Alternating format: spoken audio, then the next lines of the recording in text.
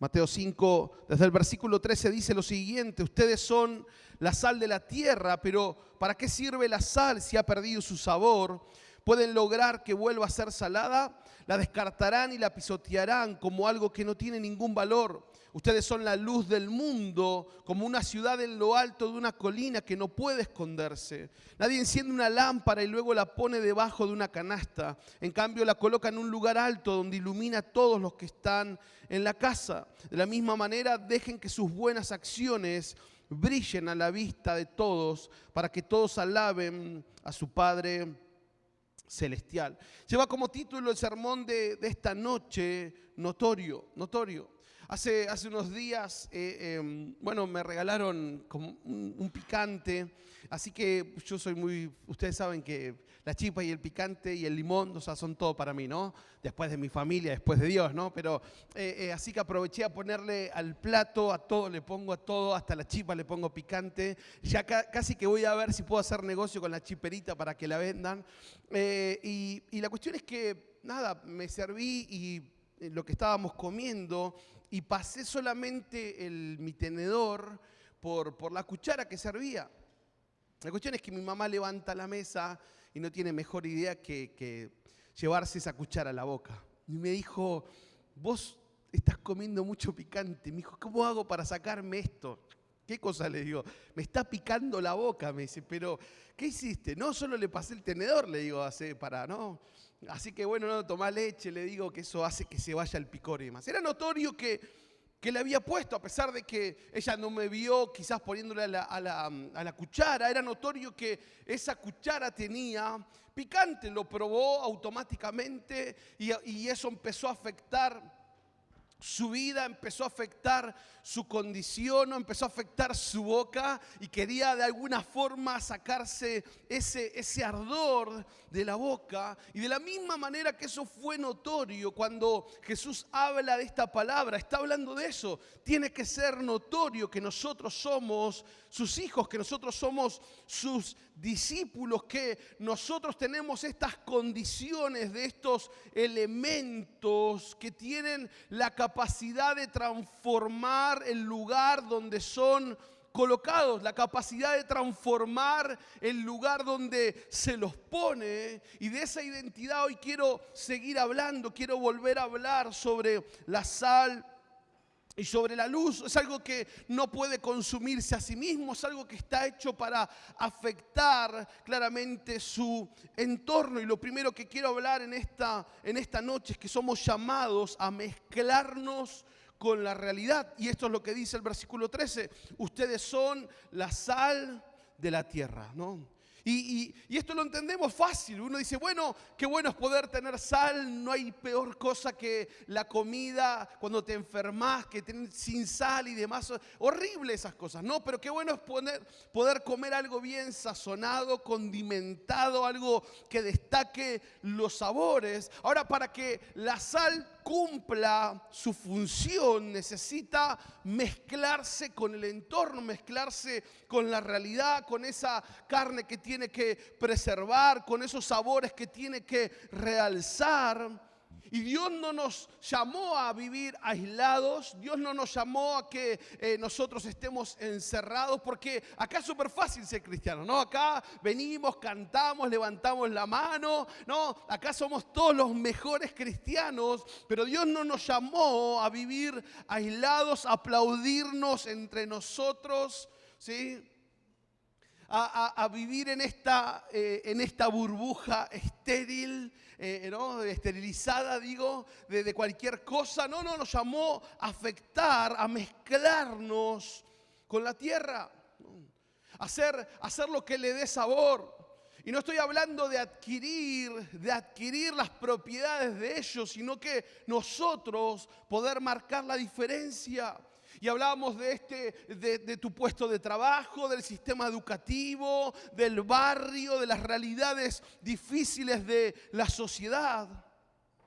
Mezclarnos sin contaminarnos, siendo nosotros los que demos el sabor, siendo nosotros los que traigamos la diferencia en el día a día. Porque ser igual a los demás es súper fácil. Pensar como los demás piensan es muy fácil. Hacer lo que todos los demás hacen es muy fácil. Pero distinto es poder darle sabor a lo que sabe todo igual, ¿no? A lo que parece todo igual.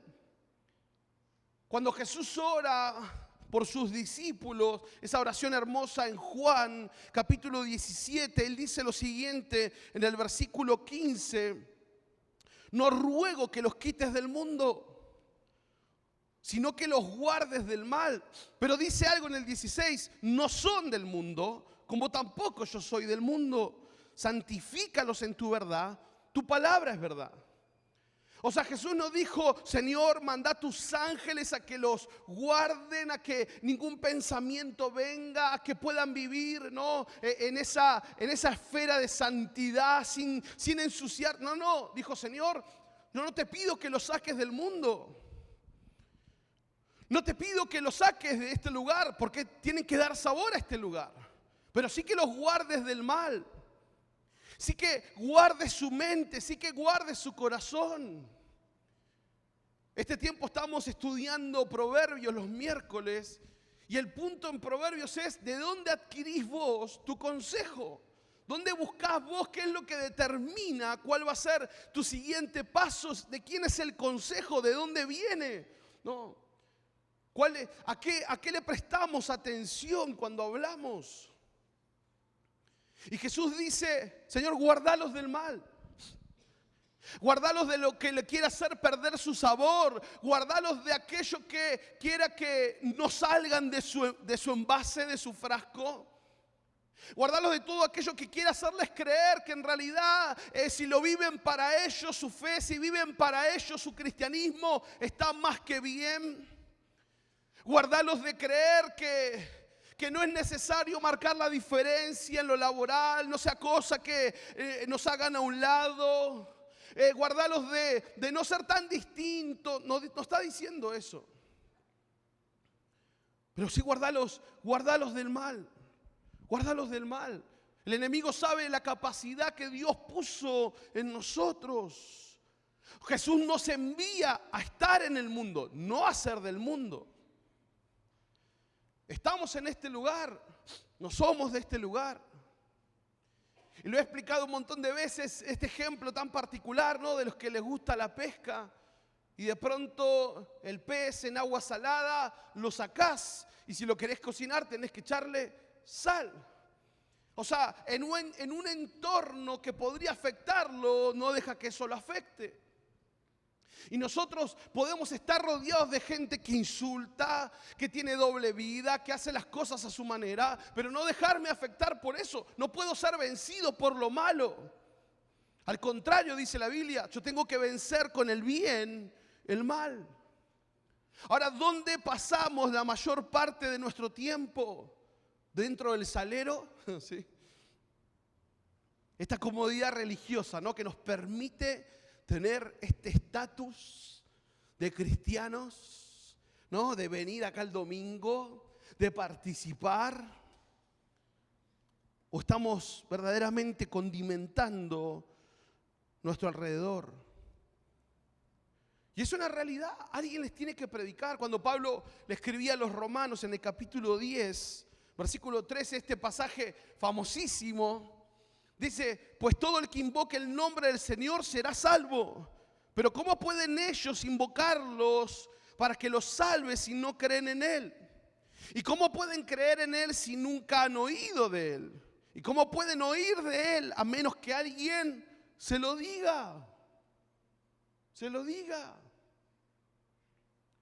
Siempre recuerdo la frase de este muchacho que vino a hablar conmigo, y cuando le expliqué una situación de su vida, él me dijo: si yo sabía esto antes, yo no lo hacía. Si yo sabía esto antes, yo no lo hacía. Claro, ¿y cómo lo iba a saber si nadie se lo explicó? ¿Cómo lo iba a saber si quizás los que tenían que mostrárselo en conducta tampoco se lo mostraron? Porque ese es el punto. Predicamos verbalmente, pero por sobre todas las cosas predicamos con nuestra vida. Entonces, ¿cómo la gente va a saber si quizás no lo ve de forma clara en nosotros? ¿Cómo lo va a abrazar, lo va a experimentar si lo que ve en nosotros se está diluyendo o está perdiendo el sabor? Mezclarnos con la realidad no es parecernos a ellos. Es estar en medio de ellos, sabiendo que no somos de este mundo, pero dando y marcando la diferencia en donde nos encontremos. Marcar la diferencia en ese lugar. Marcar la diferencia en las conversaciones. Somos llamados a mezclarnos con la realidad. Pero a veces pareciera que somos llevados a hacer lo mismo que hace el resto. A buscarle la vuelta para obtener el beneficio, de alguna manera engañando al sistema. Claro, bueno, no lo llamemos así, pastor. Porque si lo llamamos así, me da cargo de conciencia. ¿Por qué no? ¿Por qué no podemos ser verdaderamente agentes de cambio? A mezclarnos con la realidad, pero trayendo un cambio. No solamente somos llamados a mezclarnos con la realidad, somos posicionados para ofrecer referencia. El versículo 14 dice, ustedes son la luz del mundo, como una ciudad en lo alto de una colina que no puede esconderse. Somos llamados y posicionados para ofrecer referencia. Y antes era muy común que las ciudades se construyeran en lo alto de una piedra caliza blanca que reflejaba bastante luz, que hacía llamativo. Claro, era seguro por si alguien quería atacarles. Era seguro por el tema de inundaciones, si estaban cerca de alguna fuente de agua muy grande, era seguro. Pero también era estratégico para el caminante, era estratégico para ellos. De alumbrado público andábamos igual quizás, ¿no? O sea, con poco alumbrado público. Pero esa era la manera de guiar al caminante. Ver la ciudad de lejos. Era estratégica la ubicación. Y ofrecían referencia. Y qué bueno que tu vida pueda ofrecer referencia. ¿Viste fulana? Así. ¿Viste fulano? De esa misma manera. ¿Vos viste cómo hace él? ¿Cómo hace ella? Así quiero. Dame 10 de esos. Dame 5 de como ellas. Ofrecer referencia. Donde estudiás, donde estudian tus hijos, donde trabajás. En el rol de liderazgo que quizás ocupás.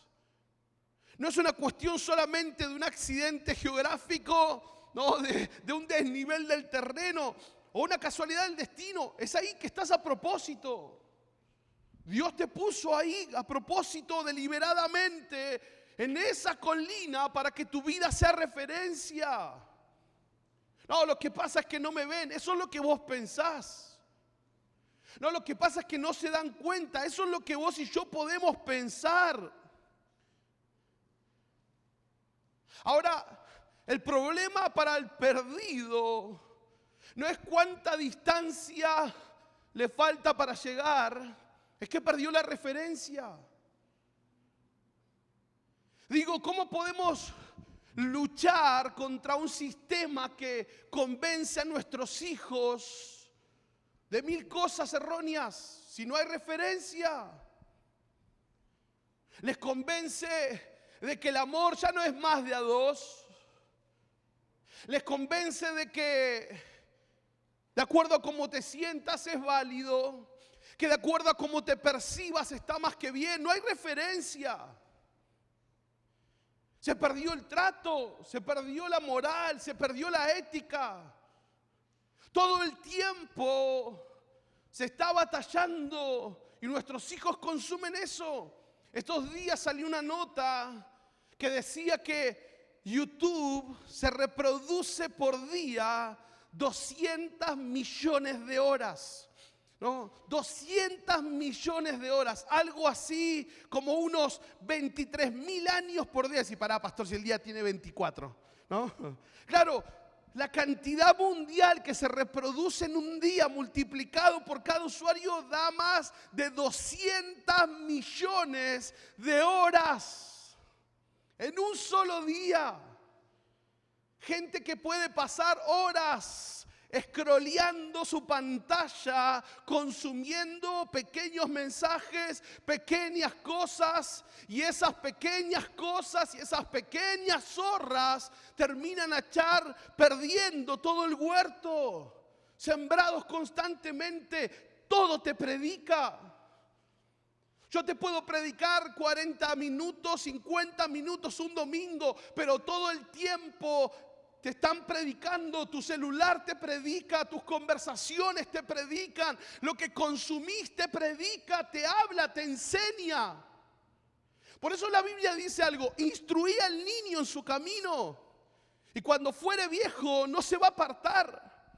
Ahora es un texto que lo hemos abrazado como nuestro, ¿no? como algo bueno. La Biblia está hablando de un camino, enseñale algo y lo va a repetir. Mostrarle una forma y lo va a repetir. Escuchar lo mismo constantemente y lo vas a hacer. ¿Cuántas veces nos pasó de ir a comprar a algún lugar o de subir al colectivo o algo y alguien estaba escuchando una canción?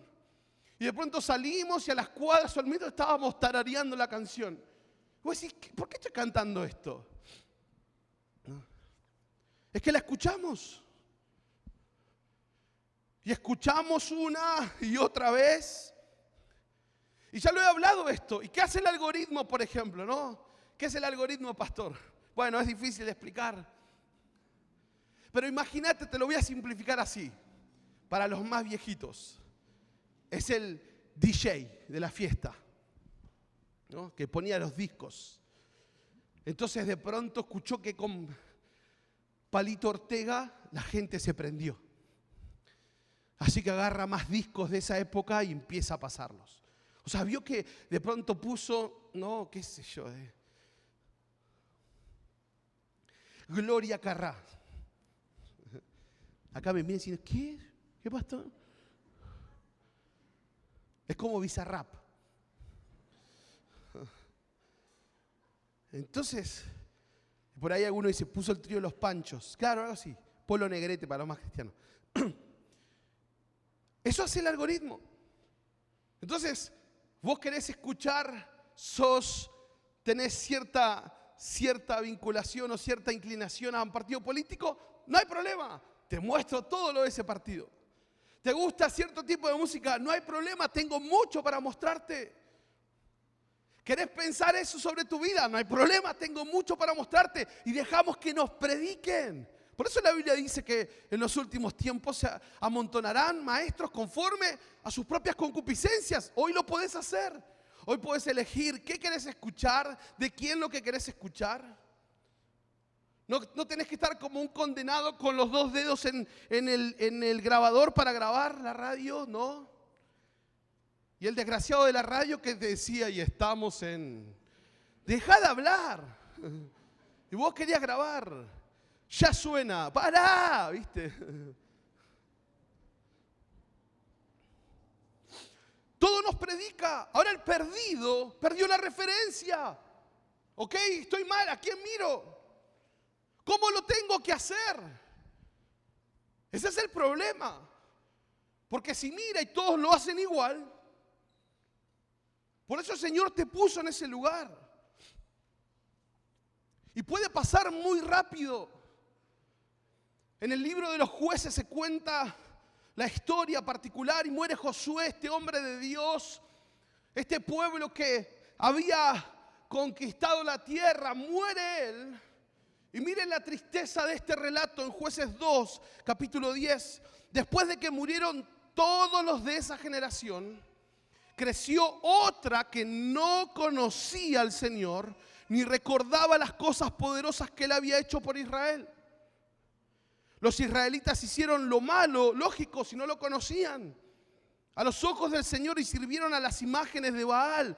Abandonaron al Señor, Dios de sus antepasados, quienes los habían sacado de Egipto. Siguieron y rindieron culto a otros dioses, los dioses de los pueblos vecinos, y así provocaron el enojo del Señor. Pero ¿qué dice el versículo 10? Después que murió esa generación. ¿Qué generación? La que conocía a Dios, la que había visto a Dios, pero se olvidó de ser, hasta el final de sus días, una referencia, una dejadez en el traspasar esa antorcha. Porque claro, uno dice, bueno, desde una generación a otra hay una transición, sí. En esa transición, lastimosamente, las referencias se fueron apagando. Y terminó habiendo una generación que no conocía a Dios, no lo vieron, o quizás sabían algunas cosas, pero lo que vieron en sus antepasados, lo último que sus ojos vieron, no les marcó el punto, no les marcó la dirección, no les marcó el temor, no les marcó la intensidad. Vivían una relación tan light que la próxima generación no tuvo problema en olvidarse de Dios, no tuvo problema en no conocer a Dios. ¿Por qué? Porque hubo una dejadez espiritual. Bueno, pero pastor, los hijos de los demás no me los endose. Claro, son responsabilidad mis hijos, pero en la iglesia somos todos responsables. Y afuera somos todos responsables. Y en tus redes también somos responsables. Y en lo que hacemos somos responsables. Una generación entera perdió la referencia espiritual. No había relación con Dios, no tenían experiencia con Dios, no tenían compromiso. ¿Dónde va el mundo cuando hay crisis? Cuando todo está oscuro, buscas una referencia. Por eso Dios te puso en un lugar alto. Dios te puso en un lugar donde la gente puede ver y tiene que ver en nosotros, en vos, una alternativa de paz, de honestidad, de esperanza. La anteúltima plaga en Egipto fueron tinieblas. Y dice Éxodo 10, versículo 23, durante todo ese tiempo las personas no pudieron verse unas a otras ni se movieron. Sin embargo, la luz no faltó en ningún momento donde vivían los israelitas.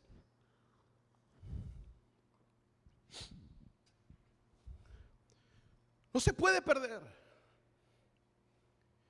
Y es verdad que muchas veces me desespera la situación de la iglesia, porque me gustaría por unos segundos tomar el rol del Espíritu Santo y agarrar esa pared blanca y la cabeza de alguien y decirle por qué no entendés lo que tenés que hacer, ¿no?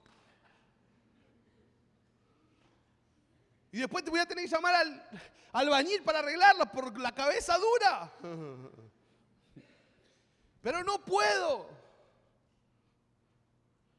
Por eso la Biblia habla del necio, del sabio. El sabio no es el que alcanzó todo, es el que tiene la humildad en el corazón para recibir consejo. Y el necio no. Lo quiero hacer a mi manera, a mi forma. Por más que me lo digan, yo lo voy a hacer como quiero. Yo voy a tomar la decisión que quiero.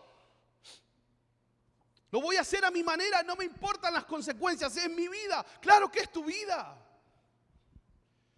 Pero a Dios le interesa demasiado para que como un cabezón y una cabezona te den la cabeza fuerte.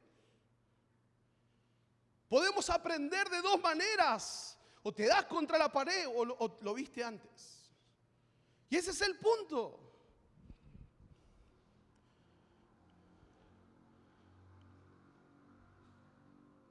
Cuando Pablo le escribe a Timoteo en la segunda carta, capítulo 1, versículo 5, le dice, me acuerdo de tu fe sincera. Le habla a Timoteo, Timoteo, me acuerdo de tu fe sincera. Pues tú tienes la misma fe de la que primero estuvieron llenas. O sea, Timoteo tenía su papá griego. No menciona la fe de su papá. Era griego. No menciona la fe de su abuelo. No eran hombres que amaban a Dios. Eran hombres del saber. Eran hombres de constantemente estar buscándole la quinta pata al gato. Pero había una mujer de oración y había una mujer que estaba llena de fe. Y esa fe fue la que impactó la vida de su mamá, de Loida y de Eunice. Ahora, la historia podría haber seguido lo mismo para Timoteo. Timoteo podía haber seguido el camino de su papá y de su abuelo, pero gloria a Dios que la vida de Timoteo tuvo no una, dos referencias, dos puntos claros a dónde ir, a dónde apuntar. Y le dice, de la que primero estuvieron llenas tu abuela Loida y tu madre Eunice, y sé que esa fe sigue firme en ti. Tenemos que ser referencia. No, pastor, yo no. Sí, todos. Y no es una cuestión de quererlo o no quererlo, sos referencia. Si la gente sabe que vos venís a la iglesia, automáticamente todo lo que haces es lo que la palabra dice. Vos decís, no, pastor, yo no hago todo lo que la palabra. Para ellos sí, porque no leen la Biblia, te leen a vos, me leen a mí. Todo lo que vos hablás es lo que la Biblia te lo permite. Todo lo que pensás es lo que la Biblia te lo permite. Todo lo que vivís es lo que la Biblia permite. Ellos no leen la Biblia, nos leen a vos y a mí. Esa es la referencia. Lo que pasa en tu vida es la referencia para ellos. Si no hay diferencia, no necesitan lo que vos tenés ni lo que yo tengo. ¿Para qué? Posicionados para ofrecer referencias, encendidos para iluminar primero nuestra casa. Versículo 15 dice, nadie enciende una lámpara y luego la pone debajo de una canasta. En cambio la coloca en un lugar alto donde ilumina a todos los que están en la casa. ¿Qué problema ir a comprar lamparitas? Vas a comprar y el ferretero te dice, ¿de cuánta potencia? ¿Qué sé yo? Es para el baño, capaz de decir, no, para el cuarto, no sé. Y lo que te ofrezcan, compras. ¿No? 2 días teníamos que comprar los faroles de afuera. Entonces le pregunto a los que saben. Digo, muchachos, ¿les gusta este farol? Sí, está bárbaro, pastor. Bueno, hay de 20, hay de 50, hay de 100, hay de 140, hay de 150. Y ellos dijeron, habría que ver. Está bien, pero es verdad. Hay que ver cómo se ve. O quizás, ¿cuántas veces, pensando un poco en las Navidades, ¿no? Muchos años atrás, donde el consumo de pirotecnia era otro, y por ahí te comprabas una super cañita voladora que va a iluminar por 10 minutos la ciudad, decís vos, ¿viste? Y te gastaste todo y de pronto, córranse, voy a poner, ¿no? Y vos emocionado porque acá, ¿no? Va a salir las noticias mañana. Y de pronto lo prendiste y qué decepción cuando llegó arriba y hizo ¡pih!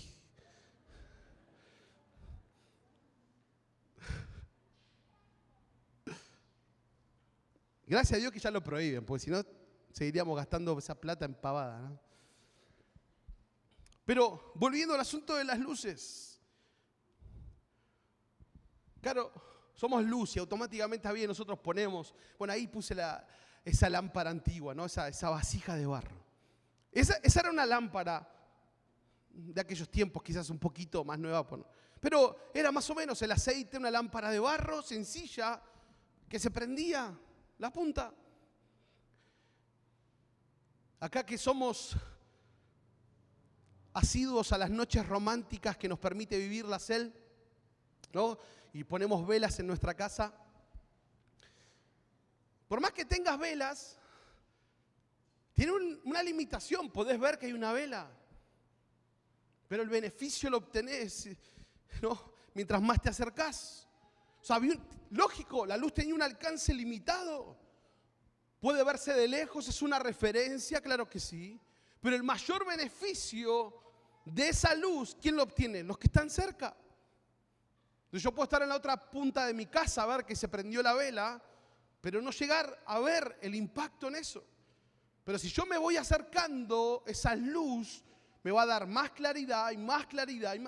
Y si me acerco lo más cerca posible, valga la redundancia, voy a disfrutar de toda su luz, de todo el beneficio. Por eso el texto dice que la luz ilumina a todos los que están en la casa.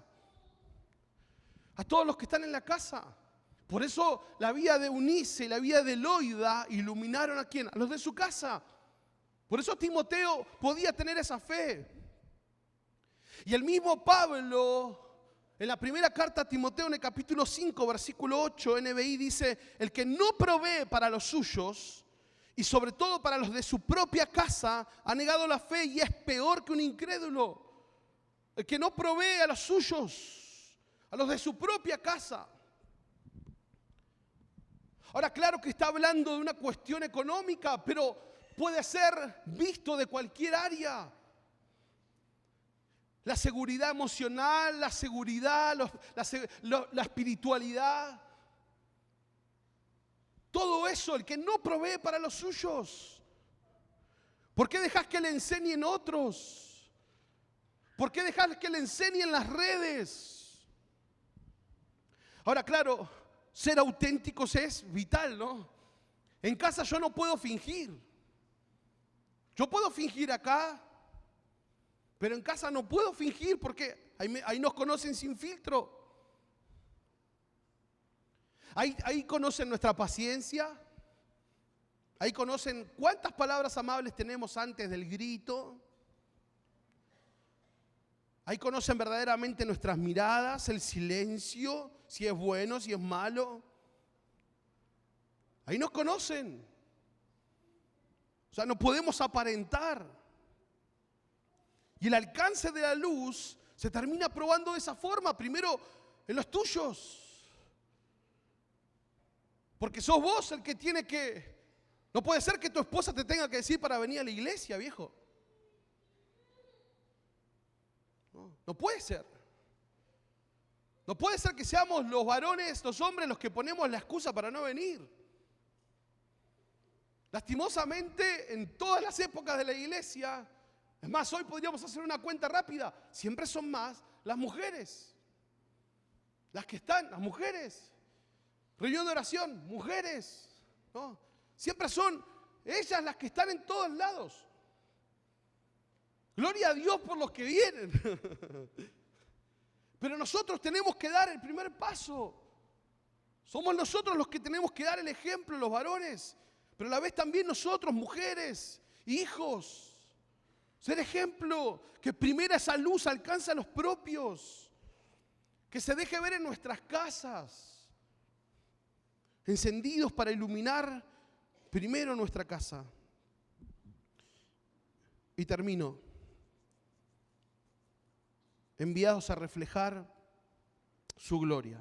Dice el versículo 16, de la misma manera, dejen que sus buenas acciones brillen a la vista de todos, para que todos alaben a su Padre Celestial. Jesús no dijo, dejen que sus discursos, sus debates, sus puntos de vista brillen, no dijo eso. Mi pensamiento, sino dijo, dejen que sus buenas acciones brillen.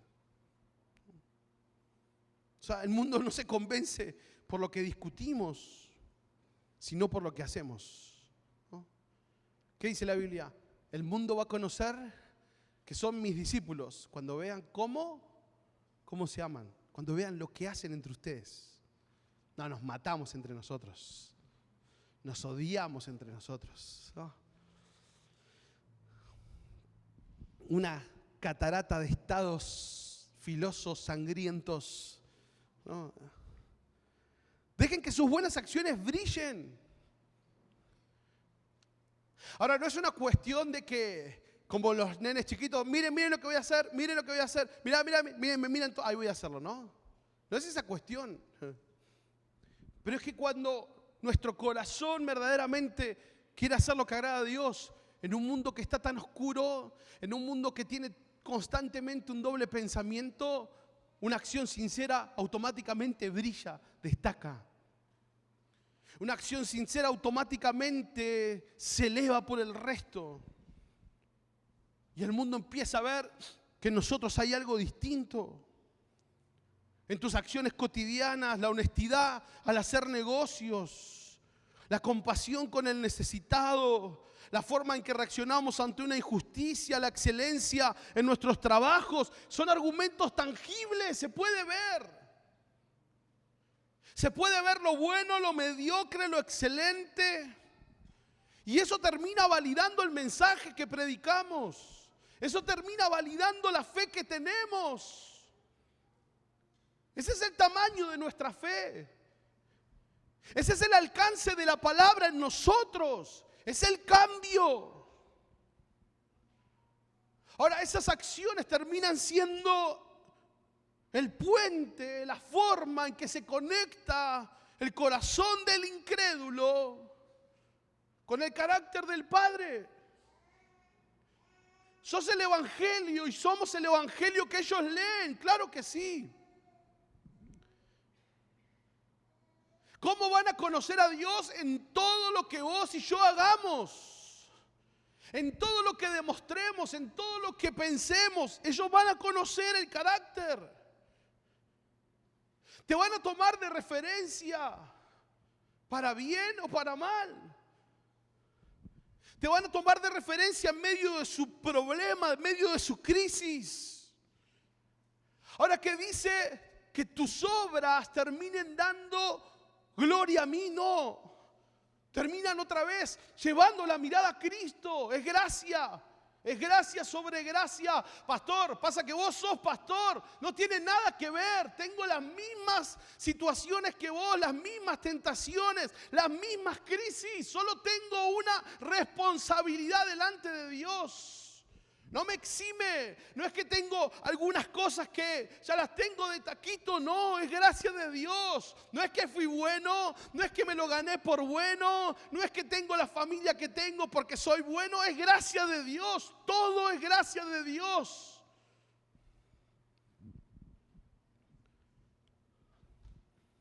Por eso es necesario en nuestra vida que se evidencie, que se pueda notar que hay algo que cambia en nosotros constantemente. No somos perfectos. Y si hay alguien perfecto, salga rápido porque lo vamos a contagiar. Porque capaz que antes de que termine el culto ya...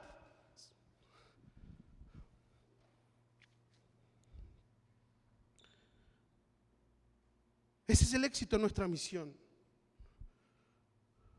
Ese es el éxito en nuestras vidas, que en lugar de admirarnos a nosotros,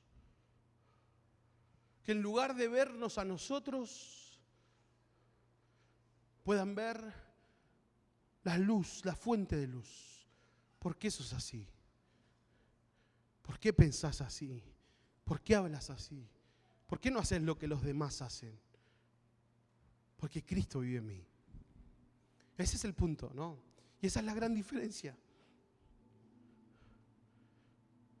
Ayer les compartí a los hombres sobre José.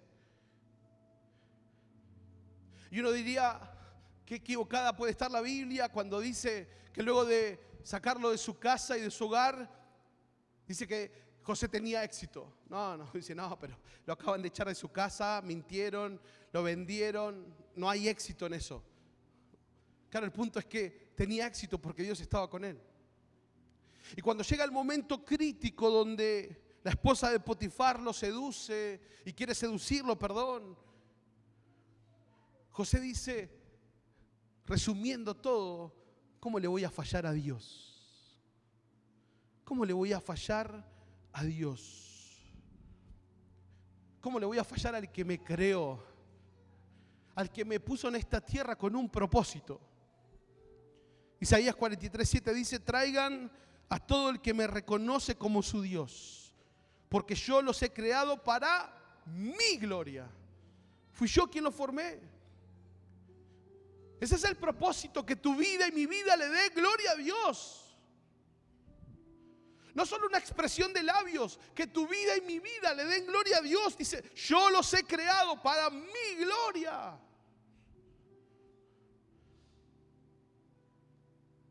No es lo que mostramos, no es lo que podemos dibujar. Somos tan buenos dibujantes de la realidad. Somos tan buenos dibujando situaciones, somos tan buenos dibujando nuestra vida para que la gente vea lo mejorcito. Pero a Dios no se le escapa absolutamente nada. Y no lo digo como una cuestión de miedo, al contrario. Te lo digo para recordarte que cada cosa que haces con temor de Dios, Dios la ve. Que cada decisión que tomás cuando pensás que no hay nadie, Dios la está viendo. Y se goza en que tu vida le dé gloria, en que mi vida le dé gloria. Sí, pero no lo vio nadie, Él lo vio y es suficiente. ¿Por qué? Para gloria de su nombre, para su gloria te creó y me creó. Donde estés, donde no hay nadie, donde el enemigo venga a ofrecerte todo. Esa decisión que eleva por sobre el resto.